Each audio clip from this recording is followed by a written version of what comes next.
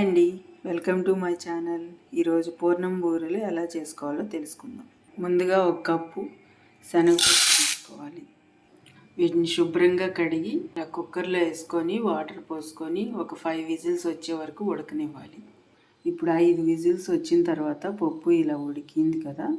ఇప్పుడు దీనిలో ఇందాక మనం పప్పు ఏ కప్పుతో అయితే తీసుకున్నామో ఆ కప్పుతో బెల్లం ఇలా ఒక కప్పు తీసుకొని అరకప్పు వాటర్ యాడ్ చేసి బెల్లాన్ని కరిగించుకో. ఇది ఆర్గానిక్ బెల్లం, అందుకేనండి అలా ఉంది. అది జస్ట్ ఇలా వాటర్ పోసి కరిగించుకొని వడపోసుకోవాలి. ఏమన్నా ఇసుక అది ఉంటే వచ్చేస్తుంది.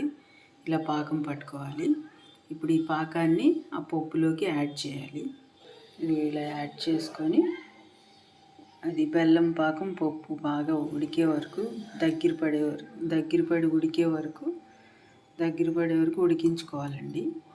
ఇలా స్టవ్ మీద పెట్టుకొని మీడియం ఫ్లేమ్లో బెల్లం పాకం వేసుకొని దగ్గర పడే వరకు ఉడికించుకోవాలండి. ఇలా తిప్పుతూ ఉండాలి, లేకపోతే అడుగంటుతుంది. ఇది ఇలా చూడండి, ఇలా ఈ కన్సిస్టెన్సీ వచ్చేంత వరకు ఉడికించాలి. బెల్లం పాకం పప్పు బాగా కలిసిపోయి డ్రై అయిపోయింది కదా. ఇప్పుడు దీనిలో ఒక చిన్న టేబుల్ స్పూన్ యాలకుల పొడి వేసాను. అలాగే ఒక స్పూన్ నెయ్యి కూడా యాడ్ చేద్దాం.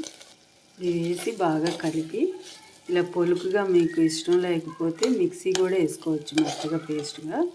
నేను వేయట్లేదు, ఇలాగే ఉంటాయని. ఇప్పుడు దీన్ని ఇలా బాగా చల్లారనివ్వాలి. ఇది ఇప్పుడు బాగా చల్లారిపోయిందండి. ఇలా ప్లేట్లో తీసుకొని చేతికి కాస్త నెయ్యి రాసుకొని ఇలా ఈ సైజులో ఇలా ఉండలు చేసుకోవాలండి.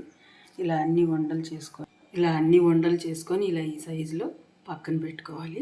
ఇప్పుడు కప్పు మినపప్పు తీసుకోవాలండి. అలాగే 2.5 కప్పులు బియ్యం. ఒక కప్పు మినపప్పుకి 2.5 కప్పులు బియ్యం తీసుకొని వీటిల్ని ఒక 2 గంటలు నానబెట్టుకోవాలండి. 2 గంటలు నానిన తర్వాత ఇలా ఈ కన్సిస్టెన్సీలో ఆ పిండిని మిక్సీ వేసుకోవాలి. దోశల పిండి లాగానేనండి. దోశల పిండి అంత పలచన కాకుండా కొంచెం గట్టిగా వేసుకోండి. అప్పుడు పూర్ణాలు వేసుకోవడానికి మనకి ఈజీగా ఉంటుంది. ఇలా ఈ కన్సిస్టెన్సీలో ఉండాలండి. ఇలా మిక్సీ వేసుకొని 15 గంటలు బయటే ఉండాలి. అప్పుడు పూర్ణాలు స్పాంజ్లా మెత్తగా వస్తాయండి. ఇలా ఇప్పుడు ఈ కన్సిస్టెన్సీలో రెడీ చేసుకొని ఇప్పుడు దీనిలో కాస్త సాల్ట్ యాడ్ చేయాలండి. సాల్ట్ యాడ్ చేసి ఇదిగో ఇలా ఈ కన్సిస్టెన్సీలో ఉండాలి పిండి. ఇలా రెడీ చేసుకొని ఇప్పుడు పొయ్యి మీద పాన్ పెట్టుకొని ఆయిల్ వేసుకొని ఆయిల్ హీట్ అయిన తర్వాత ఈ పిండిలోకి ఈ ఉండలు వేసుకొని చేత్తో అయినా వేసుకోవచ్చండి. కానీ మొదటిసారి వేసే వాళ్ళకి చేత్తో రాదు కాబట్టి ఇలా స్పూన్తో వేసుకోవచ్చు. ఇలా పెట్టుకొని ఇలా కవర్ చేసేసుకొని చాలా ఈజీగా, మొదటిసారి వేసేవాళ్ళు కూడా స్పూన్తో చాలా ఈజీగా వేసుకోవచ్చు. ఇది చూడండి, ఇలా వేయాలి. స్టఫింగ్ బయటికి రాదు.